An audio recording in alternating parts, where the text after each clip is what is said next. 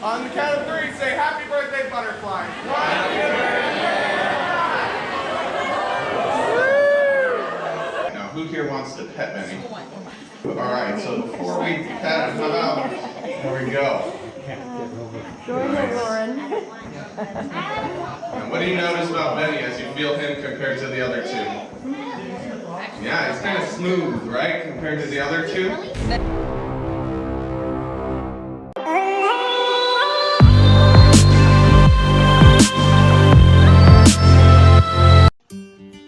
Hello everybody, today we're at Butterfly Wonderland and it is located in Phoenix, Arizona.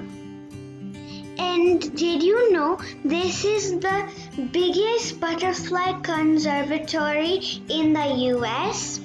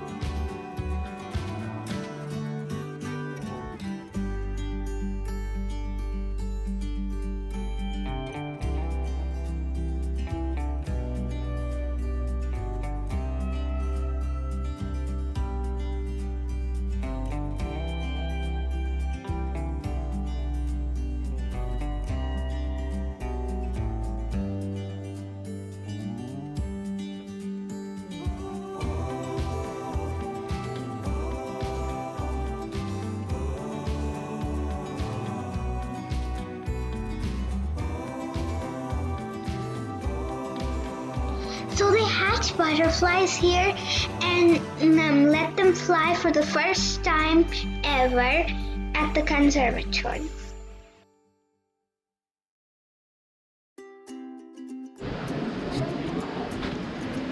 Alright, now these butterflies don't know that there's no predator, so we gotta encourage them. That one did.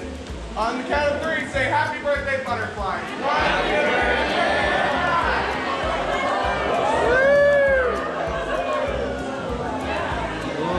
Blue ones. It's so pretty. And that is how every butterfly makes it here at Butterfly Wonderland. Enjoy your weekend, everyone, and we'll see you next time. So one butterfly landed on my Amma's hand and it was a Monarch Butterfly. So now you can see the trip of the Monarch Butterfly traveling from Mexico to north of the United States of America. And it takes 4 generations to do that. And after those 4 generations, there's a generation called the super generation. That generation goes all the way from the northern United States way back to Mexico without dying 1 minute.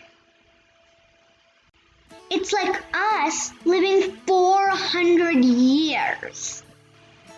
Now let's meet some of the amazing animals at Butterfly Wonderland. Too shabby right now. All right. First up, our #1 pet ambassador around here. This is Puff. Puff is a Chinese water dragon. You can tell Puff here is a boy because he's got these big chubby cheeks like a chipmunk. And so when Puff sees the female water dragons, which we have 2 over on display there with the turtles, they don't have big puffy cheeks, so he's gonna show off by puffing his cheeks out really big. He might show his cool spikes that he has right here. He's gonna be like, my spikes here are way cooler than his brother Draco's. He has another brother who lives in the back with him.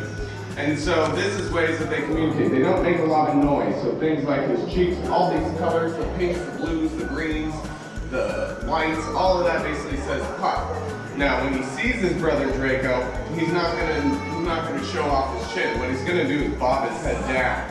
and he's gonna go like this. And when he does that, he then is gonna do as many push-ups as he can get. Now, he's here, a snake kind of goes like this for a second. He'll jump in the water, swim away using his tail again like a rudder, and then he can hold his breath for a half hour. So I have a feeling some of you like to go to the pool.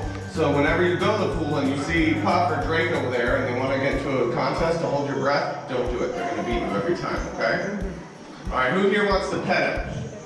Yeah, I'll come right here so you guys.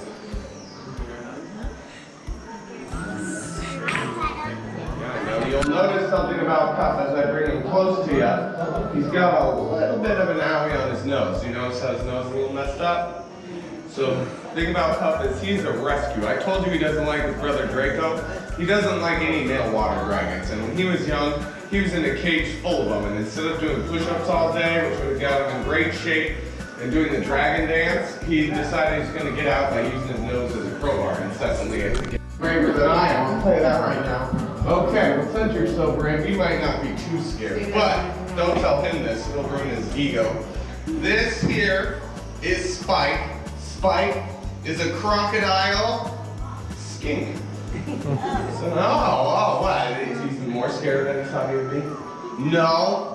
Well, so what's really cool about Spike, he is adorable. He does let out a really big roar whenever I'm doing something he doesn't like. It sounds like this. And it makes me basically want to drop him immediately. So it works real well. But what's really cool about Spike is, I'll pass him, and feel his back, and look at his top of his head. How many of you guys like dinosaurs?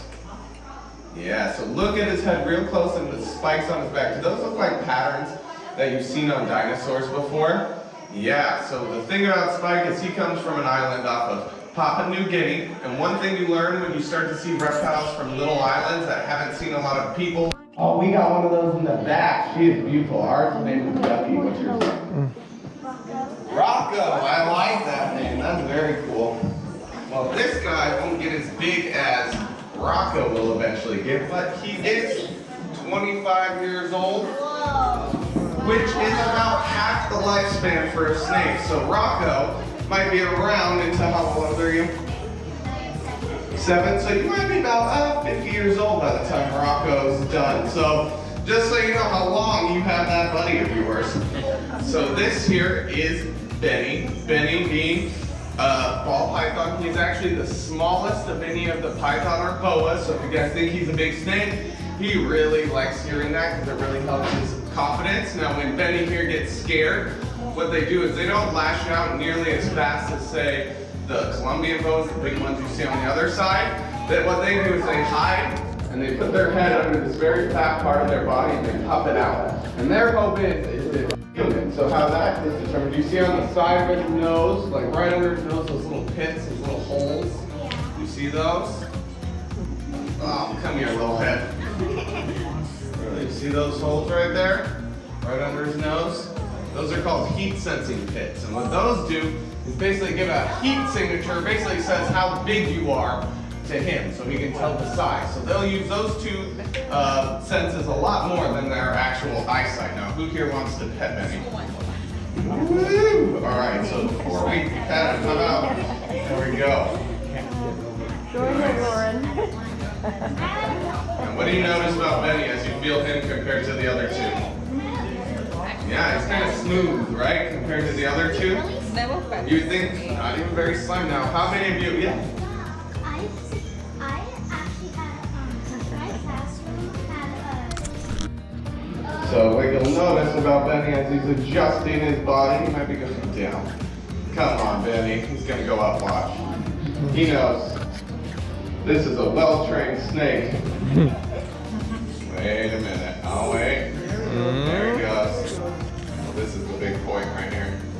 So you'll notice about him, even though he has no arms, no legs, they climb in the exact same way we do. They're gonna have 4 points of contact. So as he goes up, his chin is used like our fingers. That's how they're gonna kind of push themselves up the next level. He'll then use this, like another finger, a foot, and another foot to kind of lock into each of those spots and then be able to kind of move them back up. So just like us, even though they don't have any arms or legs, they climb, very similar.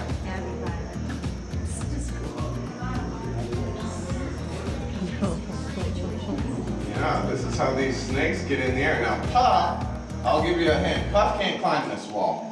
In order for Puff to really be able to climb, he's gonna have something he's gonna have to kind of grab around. He likes to hug and kind of climb like this. So if you imagine you guys climbing like This place has the best bathroom ever. And it even has an award. So this is a bathroom in Odysea Aquarium in Phoenix. And it also has a reward for best toilet ever.